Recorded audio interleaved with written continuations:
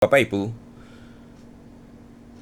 The Sung Sisters ini menyoroti tentang iman yang berada di bawah sorot lampu kekuasaan, Bapak Ibu. The Sung Sisters, 3 saudari, 3 gereja, dan suara kenabian yang hampir padam. Ketika Allah memanggil sejarah ke mimbar, Allah tidak hanya berbicara melalui nabi, Bapak Ibu. Ia juga berbicara melalui sejarah ini. Dan sejarah tidak pernah netral, Bapak Ibu. Ia selalu mengungkap siapa yang berdiri bersama Allah dan siapa yang menggunakan nama Allah untuk berdiri bersama dunia ini. Hari ini Allah memanggil gereja bukan untuk bertepuk tangan demi masa lalu, melainkan untuk berbicara dan bertobat untuk masa kini, Bapak Ibu. Karena kisah The Sung Sisters bukan hanya kisah orang-orang di Cina sana. Itu adalah kisah gereja dimanapun ketika iman diuji oleh uang, kekuasaan, dan penderitaan, Bapak Ibu. 1 Petrus 4 ayat 17 berkata, penghakiman dimulai dari rumah Allah. Siapakah The Sung Sisters, Bapak Ibu? 1 rahim, 1 Alkitab, tetapi 3 jalan, Bapak Ibu. Ketiganya dibesarkan di dalam pendidikan Kristen, ya. Mereka mengenal doa, ya, tetapi hidup di tengah revolusi. Mereka belajar kasih, tetapi harus memilih posisi. Inilah kebohongan terbesar di era modern, bahwa pendidikan rohani otomatis menghasilkan ketaatan. Padahal Alkitab berkata, bangsa ini memuliakan aku dengan bibirnya, padahal hatinya jauh daripadaku. Yesaya 29 ayat 13, Bapak Ibu. Sung Ailing, ketika gereja menjual keheningan kepada uang. Ailing memilih kekayaan, bukan dengan kekerasannya, tetapi dengan rasionalisasi, Bapak Ibu. Ia tidak menyangkal Tuhan. Ia hanya tidak membutuhkan Tuhan di dalam keputusannya, Bapak Ibu. Inilah dosa yang paling jarang dikhotbahkan. Iman yang tidak salah, tetapi tidak berani benar ini. Celakalah kamu yang sekarang ini kenyang, karena kamu akan lapar, kata Lukas 6 ayat 25. Gereja hari ini mirip Sung Ailing ketika lebih takut kehilangan donatur daripada kebenaran, Bapak Ibu. Lebih cepat menghitung anggaran daripada mendengar jeritan, dan lebih tenang di ruang rapat daripada di ruang doa, Bapak Ibu. Nah, bagaimana dengan Sung Meling? Ketika iman dijadikan akses kekuasaan, ini temanya, Bapak Ibu, ya. Meling berbicara tentang Tuhan di podium politik dunia. Alkitab di tangannya, kekuasaan di belakangnya. Ia tidak memusuhi iman. Ia memanfaatkannya justru. Inilah dosa rohani yang paling berbahaya, mengutip firman tanpa tunduk pada firman itu sendiri.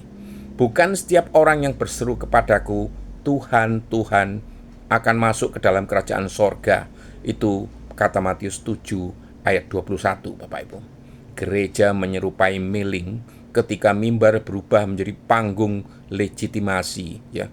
Doa dipakai untuk membungkus kebijakan yang menindas, dan pemimpin rohani lebih sering duduk di istana daripada berdiri di antara korban, Bapak Ibu. Yesus tidak pernah diberkati oleh kekuasaan, justru ia disalibkan olehnya. Ini. Bagaimana dengan Sung Chingling? Ketika nurani lebih mahal dari reputasi nih, Bapak Ibu. Chingling memilih rakyat.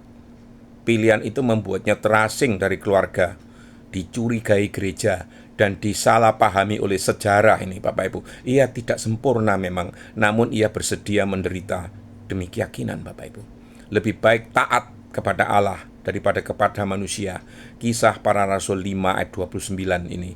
Inilah ciri dari iman yang profetis. Tidak selalu benar di mata gereja, tetapi jujur di hadapan Allah, Bapak Ibu. Chingling mengingatkan kita bahwa iman sejati hampir selalu sunyi dan jarang diberi mikrofon, Bapak Ibu. Nah, bagaimana dengan gereja? Engkau adalah saudara yang keempat, Bapak Ibu.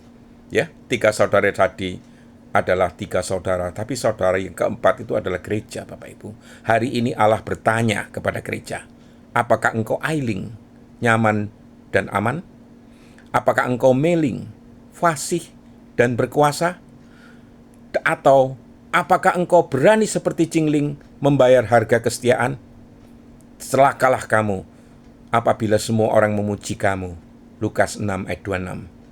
Gereja tidak dipanggil untuk disukai penguasa, Bapak Ibu, untuk diam demi stabilitas dan untuk sentral atau netral di tengah ketidakadilan. Netralitas di tengah kejahatan selalu berpihak pada penindas ini, Bapak Ibu. Nah, bagaimana suara kenabian yang Tuhan cari hari ini? Allah tidak mencari gereja yang pintar berbicara, Bapak Ibu, rapi berorganisasi dan kuat secara politik. Tidak, Bapak Ibu. Allah mencari gereja yang berani kehilangan justru. Aku tahu segala pekerjaanmu, engkau tidak dingin dan tidak panas. Wahyu 3 ayat 15. Tuhan muak dengan iman yang hangat-hangat, suam-suam kuku, Bapak Ibu. Nah, sekarang coba salib atau istana. 3 saudari tadi telah memilih ya. Sejarah telah mencatat, kini giliran gereja. Apakah kita memeluk salib atau bernegosiasi dengan kekuasaan? Anak manusia tidak mempunyai tempat untuk meletakkan kepalanya, kata Lukas 9 ayat 58, Bapak Ibu ya. Jika Kristus hari ini datang ke gereja kita, apakah ia akan disambut? Atau dimintai untuk menyesuaikan diri?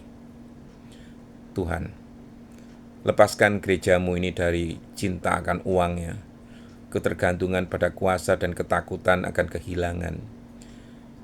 Biarlah kami miskin tetapi benar, lemah tetapi setia, sunyi tetapi hidup. Lebih baik ditolak dunia daripada ditolak oleh-Mu. Amin.